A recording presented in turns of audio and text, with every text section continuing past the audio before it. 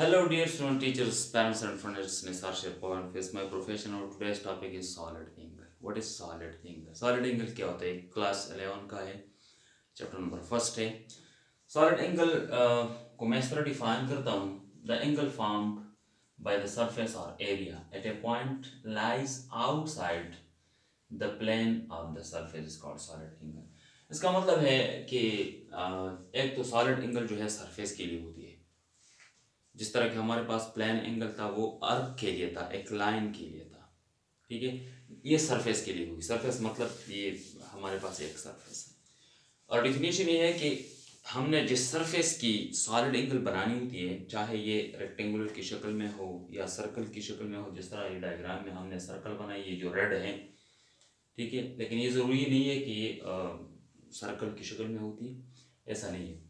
किसी भी सरफेस के हम बना सकते हैं. अगर हमारे पास ये एक सरफेस हो, अगर इसकी हमने सॉलिड एंगल बनानी होती है तो हमने जिस पॉइंट पे एंगल बनानी होती है वो पॉइंट इस प्लेन से बाहर होगी, यहाँ पे होगी, इस साइड पे या उस साइड पे होगी.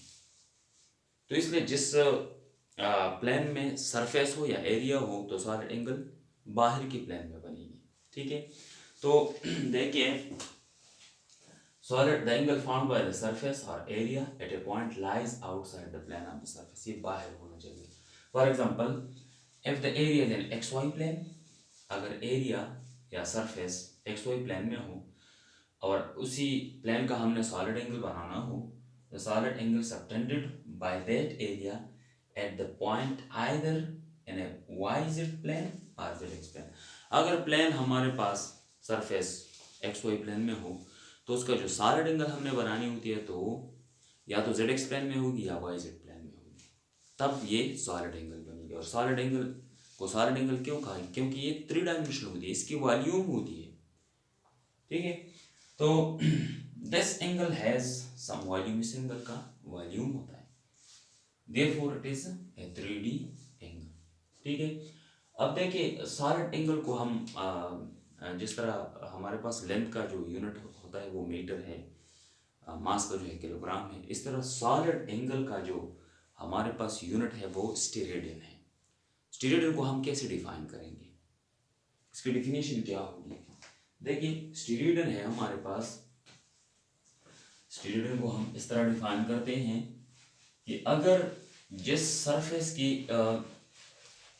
हम सॉलिड एंगल बनाते हैं, फॉर एग्जांपल यहाँ पे मैं एक एग्जांपल देता हूँ स्फेयर का. स्फेरिकल शेप की तरफ आप अगर देखिए, हमारे पास एक स्फेयर है, स्फेयर. इस स्फेयर पे हमने एक सर्कल बनाई, ये जो रेड है, ठीक है, और यहाँ पे हमने एंगल खींचा इस सरफेस का. तो स्टेरेडियन हमारे पास क्या होगी, कितनी सॉलिड एंगल को हम स्टेरेडियन का नाम दे सकते हैं? देखिए, अगर इस रेड एरिया का एरिया किस चीज के बराबर हो जाए, आर स्क्वायर के बराबर हो जाए. आर क्या हमारे पास, आर है हमारे पास इस स्फेयर का रेडियस. ठीक है, इस के लिए मैंने एक प्रैक्टिकल एक डायग्राम बनाया. ये डायग्राम आप देख सकते हैं, ये हमने यहाँ से ले ली, फॉर एग्जांपल यहाँ से ये आप देख सकते हैं, ये हमारे पास है ये. तो ये है हमारे पास सॉलिड एंगल, आप देख सकते हैं, बाहर भी देख सकते हैं, ये हमारे पास सॉलिड एंगल है, अंदर भी देख सकते हैं. तो ये थ्री डायमेंशनल होती है. देखिए, इसका ऐसे भी ये भी एरिया है, इसका लेंथ भी है इस तरह. ठीक है, एरिया भी है और लेंथ भी है, मतलब हाइट भी है. तो यहाँ पे जो बीच में जो यहाँ सेंटर पे जितनी एंगल बनती है सॉलिड गोल एंगल, उसको हम सॉलिड एंगल का नाम देते हैं. अब देखिए, ये वन स्टेरेडियन क्या होगा, कितना एंगल होगा वन स्टेरेडियन? याद रखिए, वन स्टेरेडियन हमारे पास यहाँ भी जो एंगल बनती है यहाँ पे इधर, तो देखिए अगर इसका एरिया इस रेड जो एरिया है, ये जो रेड सरफेस है हमारे पास, इसका एरिया अगर आर स्क्वायर के इक्वल हो जाए तो ये जो यहाँ पे सॉलिड एंगल बनती है सेंटर पे, ये हमारे पास वन स्टेरेडियन होगी. फॉर एग्जाम्पल, ये हमारे पास ये सरफेस है और ये सरफेस जो है इधर रेड, ये हमारे पास यहाँ तो खैर कलर येलो है, वहाँ पे रेड है. तो देखिए, अगर इस येलो एरिया का एरिया इस आर स्क्वायर के इक्वल हो जाए। ये जो हमने ये जो सॉलिड एंगल ली है, ये हमने एक स्फेयर से ली है, बराबर हो जाए, तो यहाँ पे जो एंगल सेंटर पे बनती है हमारे पास सॉलिड एंगल, वन स्टीरियन एंगल होगी सॉलिड। क्लियर हुई बात? तो देखो अब ये हमारे पास देखिए, ये एक सर्कल है, इसका हमारे पास रेडियस स्मॉल आर हम लेते हैं, क्योंकि कैपिटल आर तो हमने स्फेयर का रेडियस लिया। जिस तरह की ये हमारे पास, ये मैंने आर लिया है, इधर देखिए ये आर है, और ये हमारे पास कैपिटल आर है, ठीक है। तो अगर ये एरिया हमारे पास इक्वल हो जाए, area is equal to are square, तो जो सॉलिड एंगल बनती है इधर इधर जो सॉलिड एंगल बनती है, ये सेंटर, ये हमारे पास 1 स्टीरेडियन होगा। तो 1 स्टीरेडियन और solid angle is equal to area of the surface divided by r square। अब देखो, अगर ये दोनों इक्वल हो जाए, सॉलिड एंगल को हम इस तरह इस सिंबल से रिप्रेजेंट करते हैं, ठीक है। अगर a by are square F हो, अगर हमारे पास a is equal to are square हो, ठीक है, तो यहाँ ये जो एंगल बनती है सेंटर पे, ये एंगल, ये हमारे पास सॉलिड एंगल होगी, और ये 1 स्टीरेडियन के बराबर। तो ये हम एस आर यानी स्टीरेडियन में हम मेजर करते हैं। तो ये है हमारे पास a is equal to are square, तो r square divided by are square, s r इसका यूनिट है, तो हमारे पास सॉलिड एंगल बनेगी 1 स्टीरेडियन एस आर, ठीक है। ये 1 स्टीरेडियन की डिफिनीशन है। क्लियर? अच्छा देखिए, तो एक ये तो इतना छोटा सा सरफेस था, अगर सारा सरफेस हम ले लें, सारा सरफेस ऑफ द स्फीयर हम ले लें, तो ये सेंटर पे कितना एंगल बनाएगा? अब देखो, सरफेस एरिया, सारा surface area, total surface area of the sphere divided by R square, ये हमारे पास टोटल सॉलिड एंगल होगी जो सेंटर पे बनेगी। तो ये हमारे पास सॉलिड एंगल है। अब solid angle subtended by the whole surface of the sphere वो कितनी होगी? इसका सारा एरिया, सरफेस एरिया हमारे पास है 4 pi r square, capital r square. देखिए, तो the number of solid angles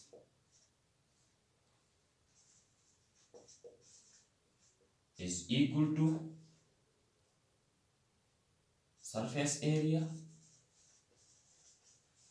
of surface area of the sphere divided by r square। Total number of solid angle कितने होंगे? ये हमारे पास 4 pi r square divided by are square, ये s r यानी steradian में हम मेजर करते हैं। आर स्क्वायर के साथ cancel, number of total steradians is equal to 4 pi. तो सेंटर पे ये सारा सरफेस सेंटर पे कितना एंगल बनाएगा? 4 पाई एंगल बनेंगे, सॉलिड एंगल, सॉलिड की शक्ल में। और ये भी नोट कीजिएगा कि ये अगर इसका हम वैल्यू ले लें, for example number of solid angle is equal to 4 into 3.14, तो ये 12.56 होगी एस आर, ठीक है, एस आर। मतलब इसका ये है 12.56 का मतलब है कि इस सारे सरफेस में अगर हम इस तरह एरियाज ले लें तो कितने एरियाज बन जाएंगे? ये मैंने इधर डायग्राम बनाए, तो इसमें 12 तो फुल एरियाज बनेंगे। 12 तो फुल स्टीरेडियन है, मतलब स्टीरेडियन का मतलब है कि ये एरिया इस आर स्क्वायर का बराबर है, और 0.56 यानी हाफ बनेगा, एक हाफ बनेगा, और 12 जो है वो फुल स्टीरेडियन बनेंगे। लेकिन एक पॉइंट और भी नोट कीजिएगा कि जिस तरह हमने पहले डिफाइन की कि किसी भी सरफेस के लिए हम सॉलिड एंगल ड्रा कर सकते हैं। ये ज़रूरी नहीं है कि हमारे पास ये सर्कल हो या स्फेयर बॉडी हो, स्फेरिकल, ये शेप पे डिपेंड नहीं करता। ये हम एक क्यूब के लिए भी डिफाइन कर सकते हैं। जैसा कि मेरे पास एक ये क्यूब है, ये हमारे पास क्यूब है, इसके सारे साइड्स इक्वल हैं।